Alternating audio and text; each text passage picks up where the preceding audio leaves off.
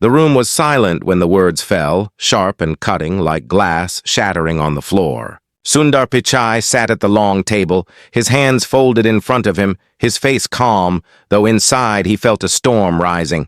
The man across the table, one of the most powerful figures in the world, had spoken with a sneer in his voice. He mocked Sundar's accent, questioned his belonging, and spoke of Indians as though they were strangers, intruders in a land they had helped build with their sweat and intelligence. For a moment, no one dared to breathe. The air grew heavy, filled with shame, anger, and disbelief. Sundar looked down at his hands, not because he was afraid, but because he was gathering himself. He knew this was more than an insult to him. It was an insult to every child who had ever dreamed beyond the limits set for them, to every immigrant who had crossed oceans carrying only hope in their pockets. People in the room shifted uncomfortably, some glancing at Sundar, waiting to see how he would respond. His mind flashed back to his childhood in Chennai. He remembered the tiny apartment with only one room where his family lived. There was no phone, no television, not even a refrigerator. Yet there was always hope. His father would tell him, "Education will open doors no one can close." Those words became his compass. Sundar studied under the dim light of a single bulb, walking miles to school, his shoes worn thin but his heart strong. He remembered the day he held a computer for the first time. It was as if the universe had opened a secret door and invited him inside. It was not wealth or privilege that brought him here. It was resilience. It was humility. It was respect for every step, every struggle. Now, sitting before the man who tried to reduce his entire identity to a joke, Sundar knew he had to rise above anger. He had to embody the very values that carried him here. The insult replayed in his ears, louder each time, but with it came memories of kindness. He thought of his mother, who taught him patience. She told him, "Never let another person's ignorance make you bitter." He thought of his teachers, who saw in him something bigger than the boy in worn clothes and hungry eyes. They gave him books when he had none, belief when he had doubts. Sundar realized that his answer was not for himself, it was for them. For every hand that had lifted him higher when the world wanted to keep him low. He looked up, his eyes steady, his voice calm. But before he spoke, he allowed a silence to fill the room. It was not the silence of fear. It was the silence of strength gathering its power. The people around him leaned in, curious, even nervous. Would he fight back with sharp words, with anger? Would he stay quiet and let the moment pass, as so many had done before? Sundar understood the weight of choice. He knew the cameras, the advisors, the reporters. Everyone was watching. He remembered a lesson from his father. In life, there are moments when your words can either build bridges or burn them. Choose wisely.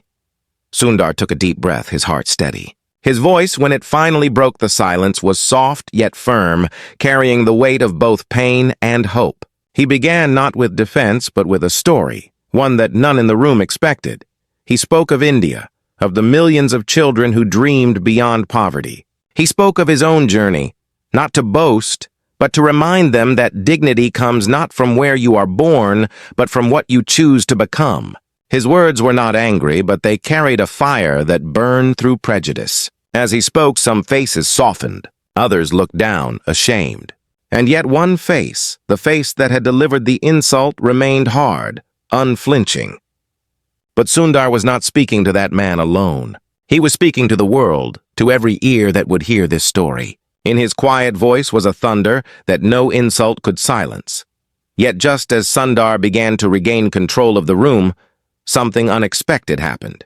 The man interrupted, louder this time, his words even harsher, pushing deeper into insult. The tension snapped like a rope pulled too tight. Some gasped. A few tried to intervene, but the man waved them off. Sundar paused, his story cut short. Inside, a battle raged. He could not allow disrespect to stand unanswered, but he also could not allow anger to guide him. He closed his eyes for the briefest moment, remembering his mother's words again. When he opened them, there was a new fire in his gaze. He leaned forward slightly, his next words ready to change not just the room, but the way people everywhere would remember this day. The room waited. The silence deepened again, heavier than before. Sundar's lips parted, and with a calm power, He began to speak words that no one would forget, and then, before the first sentence left his mouth, something happened that no one in that room had expected. The interruption was sudden. Before Sundar could release his words, a loud laugh broke across the room. It was not the laugh of joy, but of mockery, sharp and dismissive, meant to reduce his presence to something small. It carried through the walls like an echo of cruelty, dragging the silence into a darker place. The man leaned back, his smile thin and cold, and said, "You people always tell stories, but stories don't build nations. They only waste time." The words struck like knives, not only at Sundar but at the millions he carried in his heart. For a second, Sundar felt the air grow colder. He saw faces in the room turn pale, some glancing at him with sympathy, others with fear. In that moment, Sundar knew the battle he was fighting was larger than himself. It was not just about an insult. It was about the power of words to either wound or heal, to divide or unite. He sat very still, allowing the weight of the insult to pass over him, like a storm cloud that threatened to drench but could not drown. Inside, he felt the sting, but he also remembered that pain was not the end. It was often the beginning of something greater. He thought again of his father, who once told him while fixing an old scooter, "Strength is not in how hard you hit, but in how steady you stay when life strikes you." Sundar realized this was such a moment. He could choose to let anger speak for him, or he could let wisdom carry his voice. He lifted his head slowly, his eyes steady on the man who had laughed, and for the first time a subtle smile touched his lips. It was not a smile of weakness. It was the smile of someone who had seen storms before and had learned to walk through them without fear. Then, he began again, but this time, his words carried a rhythm, like the heartbeat of a story that demanded to be heard. He said, "When I was a child, my family could not afford many things. Yet, in that small home, I learned the greatest lessons of life. I learned that respect is not bought with money, and kindness is not owned by power. I learned that stories are not just words. They are the bridges that connect strangers, the light that guides lost souls, the seeds that grow into nations. Without stories, there is no humanity." His voice was calm, but it resonated deeply. The room, once filled with laughter and scorn, now leaned into his words. Even those who moments ago smirked now found themselves unable to look away. As he spoke, Sundar's mind carried him back to his first days in America. He remembered the confusion of new streets, the struggle with accents, the feeling of being different in every room. He remembered moments of kindness, neighbors who helped, friends who encouraged, and also moments of cruelty, when people mocked his name or questioned his worth. Each memory built inside him a reservoir of resilience, and now that reservoir flowed into his words. "Stories built my journey," he continued, "and stories build every nation. They are not weakness. They are strength." The sentence carried a weight that pressed against the silence, forcing everyone to sit with its truth. But the man across from him was not done. His eyes narrowed, his voice rising, sharp and dismissive once more. "Strength?" he sneered. "Strength is in power, not in words. People follow power, not stories." The room tensed again, fear creeping back. This was no ordinary clash. It was a battle of two worlds, one built on dominance, the other on dignity. Sundar's calm face betrayed no anger, but inside, his heart burned with determination. He knew the room was watching closely, waiting to see if his humility would be mistaken for weakness. Then something happened that no one expected. One of the younger aides, sitting quietly at the side of the table, spoke up. Her voice trembled, but it was filled with honesty. "Sir," she said softly, "my grandfather came to this country with nothing but stories, and those stories gave me the courage to be here today." Her words cut through the tension like a ray of sunlight breaking a storm. All eyes turned to her, and for a brief moment, the arrogance in the room faltered. Sundar looked at her, and in her eyes, he saw reflection of his own journey, proof that respect and kindness could still live, even in the harshest places. Yet even as this fragile moment of truth lingered, Sundar knew the storm was not over. The man across the table leaned forward, his expression dark, and said something that made the entire room gasp. His words were harsher than before, sharper, more dangerous, not just a personal insult but a sweeping statement aimed at millions.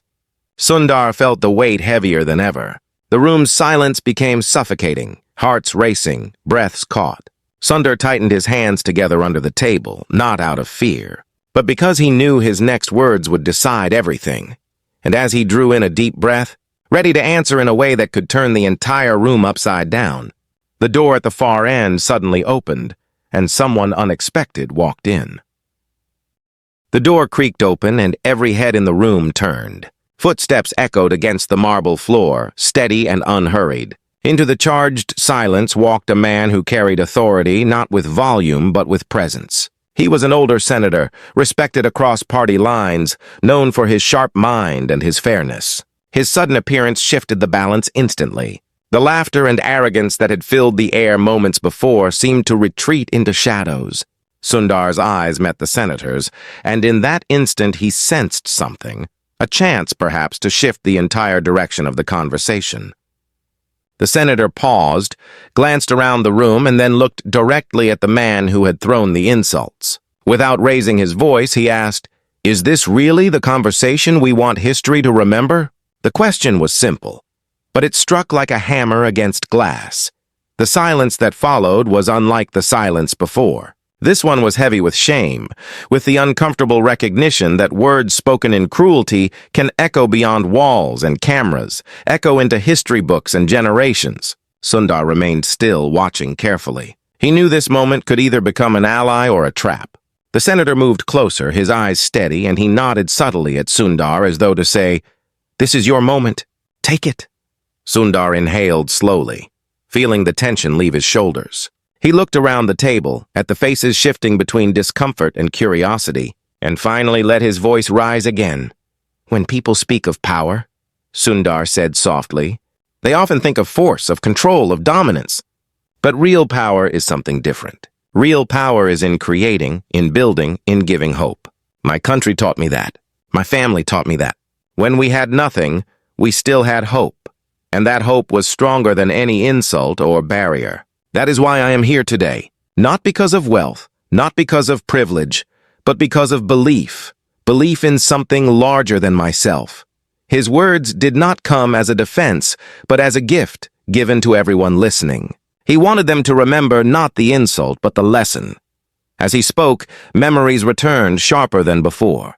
He saw himself as a boy, waiting in long lines with his father to use the public phone, because they could not afford one of their own. He remembered watching his father struggle to save money just so Sundar could buy a train ticket for school. He remembered how his mother quietly skipped meals so that he and his siblings could eat. These were sacrifices woven into his journey, sacrifices invisible to the world but alive in every word he now spoke.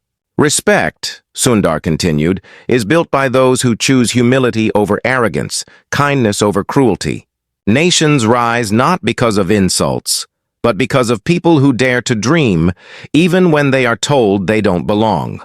The senator nodded slightly, approving the strength in Sundar's voice. Some of the aides shifted in their seats, visibly moved. But across the table, the man who had mocked him leaned back, his eyes dark, his jaw clenched. He was not softened by these words. If anything, he seemed more unsettled, threatened by the quiet authority Sundar displayed. He slammed his hand on the table suddenly, making everyone flinch. "Enough of these speeches," he barked. "This is politics, not a classroom. Your dreams don't matter here. What matters is control." His voice was loud, harsh, pulling the tension tighter once again, but Sundar did not flinch. Instead, he leaned forward, his voice calm but stronger than before. "Control without respect is fragile," he said.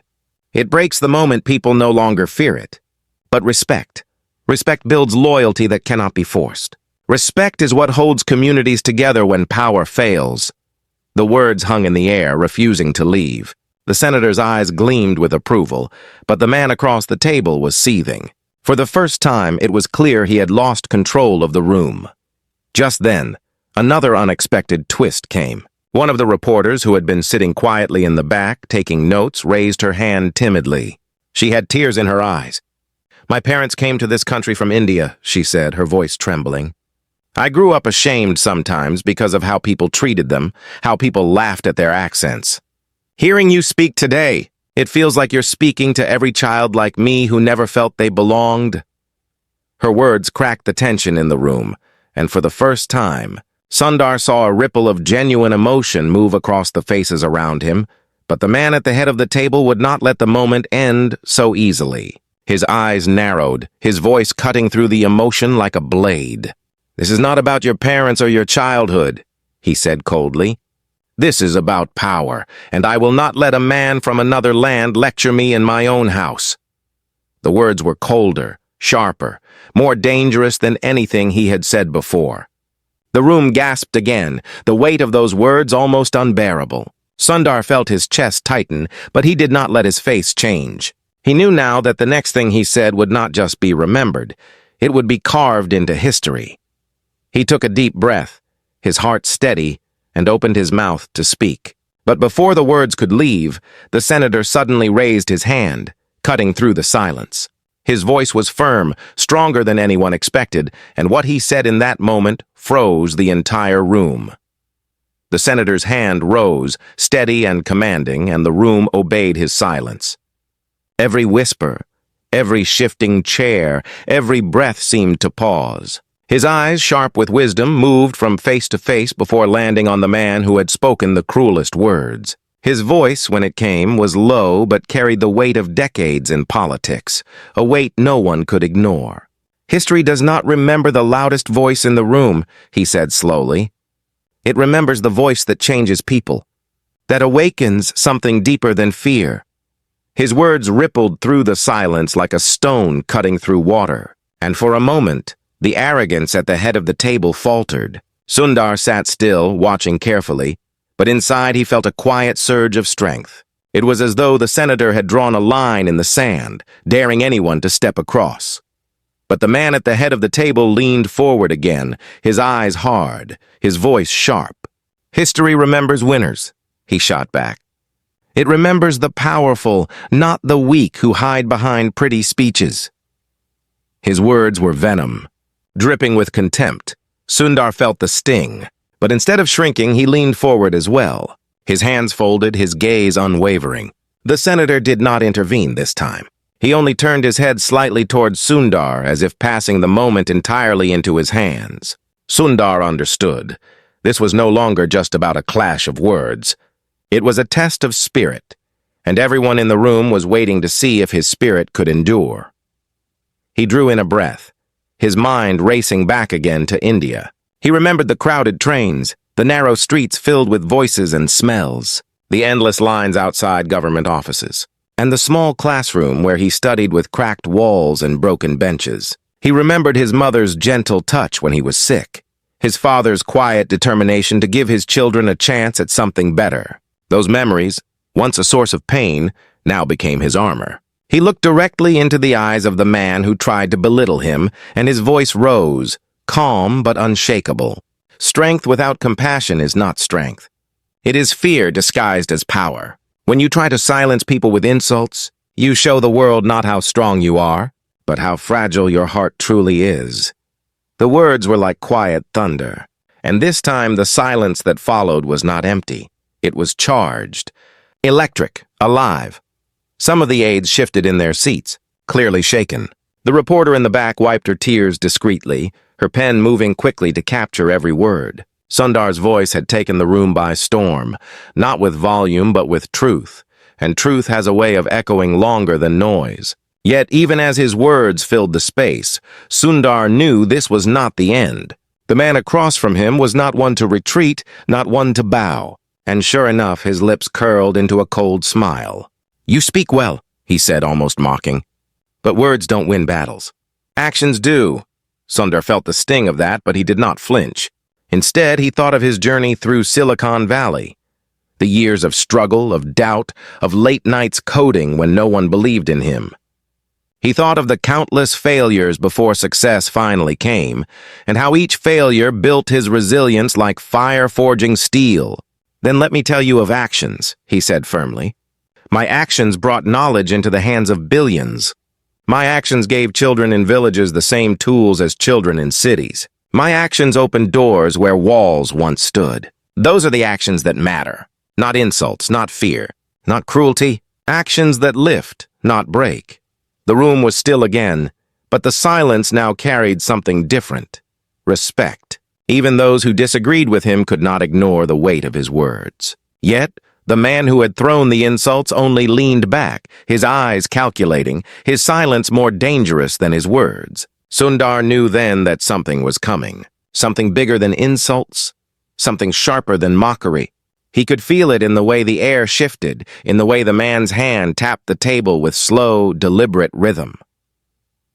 And then, without warning, the man spoke again, but this time his words were darker, colder. He did not aim them only at Sundar.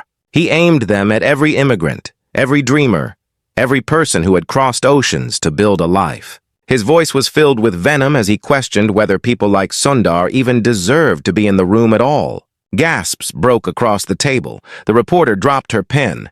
The young aide froze in shock. The cruelty was no longer subtle. It was open, raw, meant to wound deeply. Sundar felt the room tilt as though the very walls leaned in, waiting for his reply. His heart pounded, but his mind was clear. He knew the next words he spoke would either break the room apart or bind it together in an unforgettable way. He drew in one long breath, steadying himself, and just as he opened his mouth, the senator suddenly slammed his hand on the table, louder than anyone expected. His face flushed, his voice like fire, and the words he spoke next sent a shiver through everyone present. The senator's hand struck the table with such force that even the walls seemed to shiver. His eyes, normally calm, blazed with something no one had seen from him before. When he spoke, his voice was heavy, every word pressed with conviction. I have lived long enough to know that nations are not destroyed by enemies from outside. They are destroyed by hatred within, by leaders who choose to divide rather than unite. The words cut through the air like a blade, and the room grew so still that even the ticking of the clock seemed louder. All eyes turned to him. And for the first time, the arrogance at the head of the table faltered. The man shifted, his jaw tightening, but he did not reply. The senator leaned forward, his voice steadier now, though no less fierce. You speak of power, but power without respect is nothing more than a shadow. And shadows vanish the moment light enters the room. Sundar watched in silence, his chest tightening with something deeper than relief. He had not expected this defense, not in such fiery form. The senator's words had lifted the weight from his shoulders for just a moment, allowing him to breathe. Yet Sundar knew this battle was not over. Insults and hatred rarely retreat quietly. They retreat with claws, scratching to hold on. He steadied himself, preparing for whatever would come next. But what came was not what he expected. The man at the head of the table leaned back, his eyes cold, his voice quieter now but filled with poison. You speak as if words can change the order of the world, he said slowly. But the world respects strength, not stories. Do you think one man's tears, one man's dreams, one man's immigrant struggle can alter the course of history? The words were like smoke, filling the room with doubt. Some heads turned toward Sundar, waiting, almost hoping he would answer. Sundar felt their eyes pressing into him, searching for something to hold on to. He drew in a breath, and his mind slipped back to his first interview at Google. He had walked into the room with nothing but belief. No fancy degree from wealth, no family name that carried weight. He had faced doubt before, faces that questioned if he belonged, voices that whispered he was too quiet, too humble, too foreign. Yet he had risen, not with arrogance but with persistence. He remembered the moment he was offered the chance to lead Chrome, how people doubted its success, how some even mocked the idea. And yet, Chrome had grown into one of the most used tools on Earth, shaping the internet itself. Those memories surged inside him, fueling his words. One man's struggle, Sundar said, his voice calm but steady, can inspire millions. One man's dream can open doors for a generation. And one act of respect can heal wounds deeper than any insult can cut. You ask if words matter. They do, because words become actions, and actions become history. His words did not rise in anger. They rose in truth, and that truth was undeniable. Some nodded quietly, some avoided his eyes, but none could deny the weight of what he said. The man's lips curled into a bitter smile. But before he could answer, the young aide who had spoken earlier suddenly stood. Her hands shook, but her eyes burned with courage. "I grew up believing voices like mine didn't matter," she said, her voice trembling but clear. "Today, listening to this, I realize they do. I realize silence is not safety, it is surrender, and I will not be silent anymore." Her words struck like lightning, and for a moment, the room felt different, stronger, united. Sundar's heart swelled with quiet pride. He knew then that this was not about winning an argument. It was about planting seeds, seeds of courage, of respect, of resilience. Seeds that would outlive the insults, seeds that would bloom long after this room was forgotten. He looked around and saw the shift. The room was no longer only listening to insults, it was leaning toward hope. Yet the man at the head of the table was not done. His face darkened, his eyes narrowing as though he saw his control slipping. His voice, when it came, was colder than before. "Do you really think this matters?" he said, his tone sharp. "You may win this room, you may win their applause, but you will never win the world. The world bows to strength, not to your stories of poverty and dreams." Sundar looked at him, his face calm, his heart steady.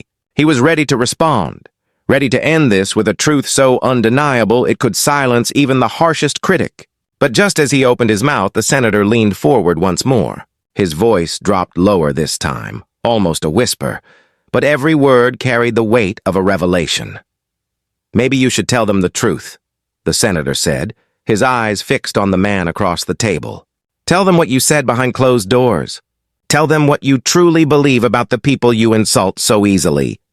The room froze.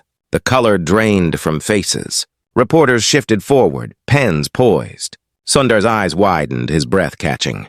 Something far deeper was about to be revealed, something no one in that room had been prepared to hear. The senator's words struck the room like a lightning bolt. "Tell them what you said behind closed doors," he repeated, his eyes unblinking, his voice steady as stone. The man at the head of the table stiffened, his face turning pale for a brief moment before hardening again. He leaned back in his chair, but the silence that followed betrayed him. Everyone in the room leaned forward, reporters clutching their pens, aides holding their breath, eyes wide with anticipation. Sundar felt his pulse quicken, not from fear, but from the heavy awareness that truth was about to rise, raw and undeniable. The man's lips parted, but no words came. The senator did not move, his gaze locked, unyielding. Then, slowly, almost reluctantly, the man spoke. His voice was low, strained, as if dragged out of him against his will. "I said," he began, but then he stopped, swallowing hard. The silence grew unbearable. Sundar's mind raced, wondering what words had been hidden, what darkness was about to be revealed. And then it came. "I said people like him," the man gestured toward Sundar, "will never truly belong here. They can work, they can succeed, but they will always be outsiders." Gasps filled the room, sharp and immediate. The reporter's pen slipped from her hand. The aide covered her mouth.